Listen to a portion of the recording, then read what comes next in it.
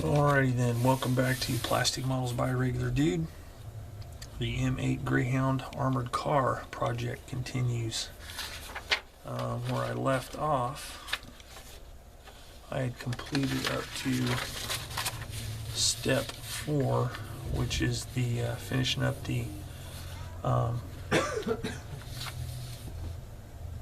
underside details.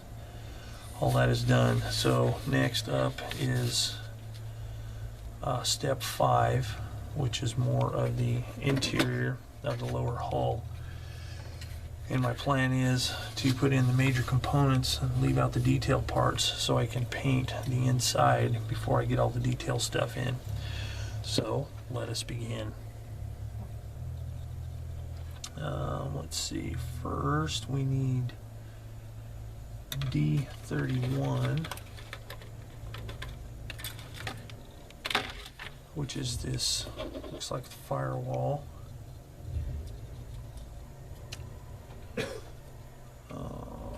With some storage compartments, containers, whatever you want to call it. Whoops. So that is the first part that goes in. So I'm going to start cutting these parts off and start gluing parts in and come back if I have any comments on anything in particular and on any developments. Alright, so I've got these larger parts in here and a couple of the smaller parts. I've also got the base for the radio in, but I haven't put the radio. I put the gear shift, gear selector lever in place, and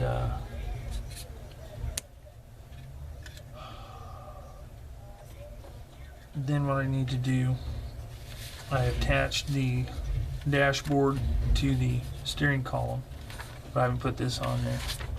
And what I've done is I've got it all ready to do some priming.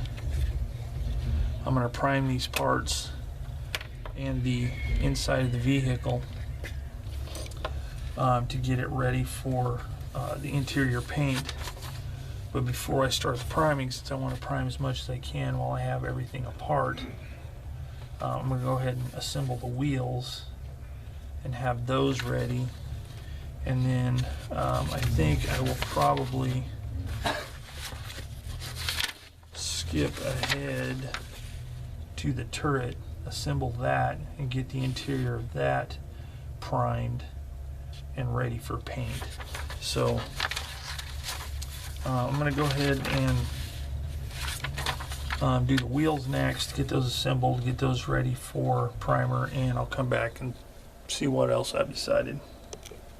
Alright, so welcome back here. I've got the interior portions that will be visible from the outside primed. I've got some of the interior detail parts primed. Fire extinguisher, the dashboard, and my plan, and the wheels and tires. So my plan is this.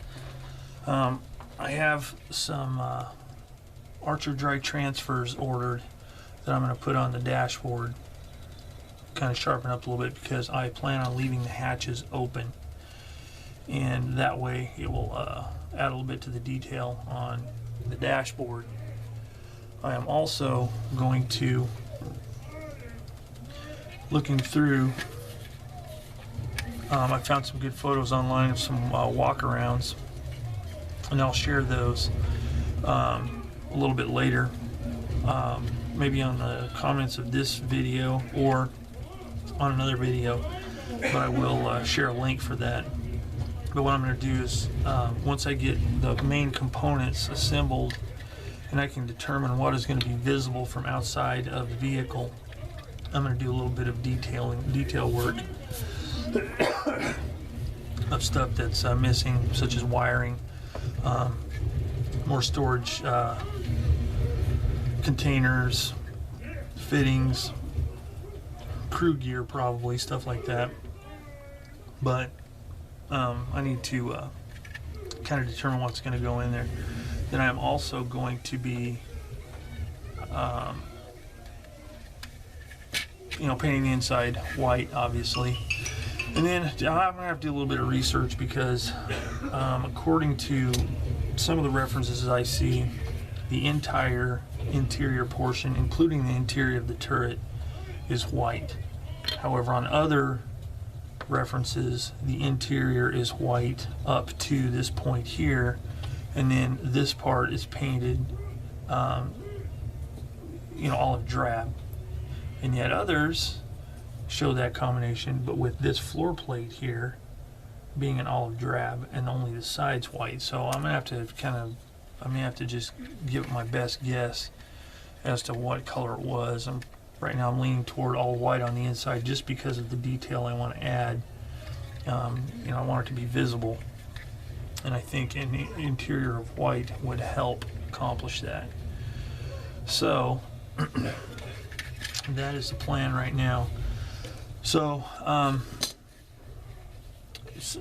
some of the interior elements I've already added as far as detail is on the passenger side. From photos I've seen, there are a couple of grab handles, probably to assist in either holding onto, going over rough terrain, or to help get out of the vehicle, give you something to grab onto to pull yourself out. So there's that. So I'm going to call this video quits and start moving on with some of the paint work on the interior. Try and figure out what I'm going to do for some of the interior detail, which will probably be scratch built items, and move on from there. We'll wait for my decals to come in. I also ordered dry transfer decals for the exterior of the vehicle as well, just because I want to the Tamiya decals just to look a little too thick, so I don't want to use those. So anyway, that is the plan, and for now that is it from Plastic Models by a Regular Dude, and I will see you all next time.